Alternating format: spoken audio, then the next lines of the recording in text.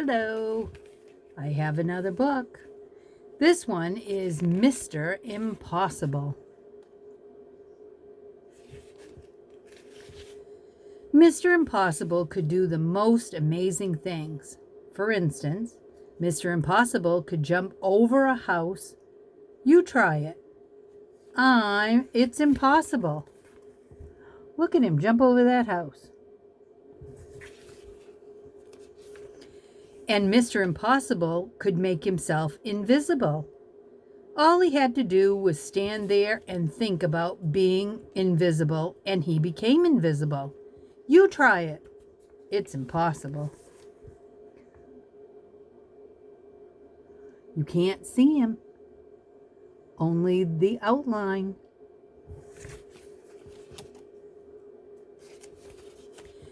And Mr. Impossible could fly. And he had to do it. All he had to do was stand there and flap his arms, and off he flew. You try it. It's impossible. Look at him flying, almost as high as the birds. There's his house way down in the corner. And Mr. Impossible lived in an impossibly looking house. Have you ever seen a house in such an impossible place? Of course not. Do you have a house that's on top of the trees? I don't think so.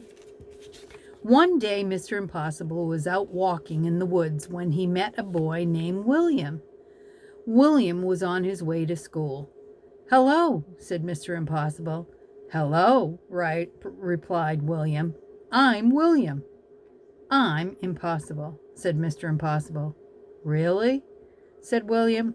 Really, smiled Mr. Impossible.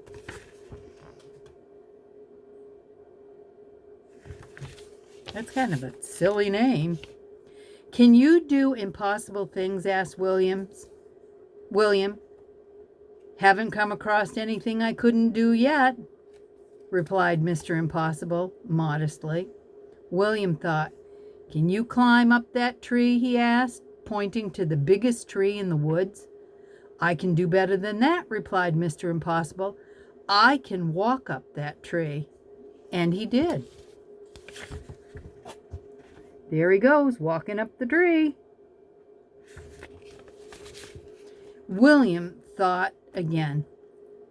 Can you stand on one hand? He asked. I can do better than that, replied Mr. Impossible. I can stand with no hands. And he did. That's impossible, cried William. True, replied Mr. Impossible. Look at that. No hands. Then William remembered that he was on his way to school. Why don't you come with me? He asked. But I've never been to a school before, said Mr. Impossible. Then it's time you got to go to one, replied William. Come on. William and Mr. Impossible sat in the back of the classroom with all the other children. The teacher came in, but didn't notice that there was somebody extra in his class that morning. Look at all the kids. And there's Mr. Impossible. And that's William. Good morning, children, the teacher said. I have a very difficult problem for you to do today. It will take you most of the morning to work out the answer. And he wrote the problem on the blackboard. It really was the most difficult problem William had ever seen in his whole life, full of multiplication and division and addition and the other thing William didn't enjoy. The teacher was right. It would indeed take most of the morning to work out the answer, if not most of the afternoon as well. There's the teacher.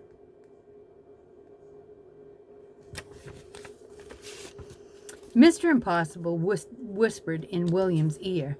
William put his hand up. Yes, William, said the teacher.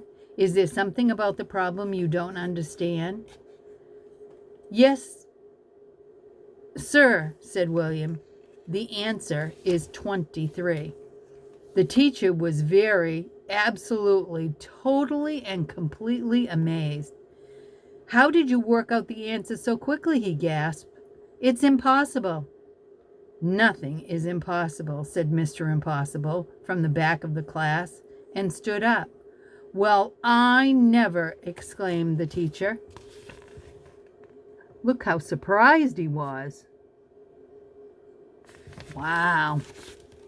After that, Mr. Impossible spent all day at the school. He showed the teacher how he could read a book upside down. That's impossible, said the children who were watching. Absolutely, replied Mr. Impossible. Look, he's reading it upside down. Then William asked Mr. Impossible if he would like to play in the school soccer game. Oh, yes, Please, replied Mr. Impossible. I've never played soccer before. He kicked the ball so high in the air that when it came down, it had snow on it. What an impossible thing to do! And look, there's the ball, and it's got snow on it. How crazy is that? Then it was time to go home. Mr. Impossible said goodbye to all the people at the school and then said goodbye to William. Goodbye, Mr. Impossible, said William. Goodbye, William, said Mr. Impossible, and just disappeared. William rubbed his eyes and went home. I wonder where he went. He just disappeared. William's mother and father were waiting for him. Hello, Williams, they said. Did you have a good day at school? Yes, replied William, and I met somebody who can do anything in the world. Really, William, they both laughed. You're impossible. William smiled and went inside. There's his mom and dad.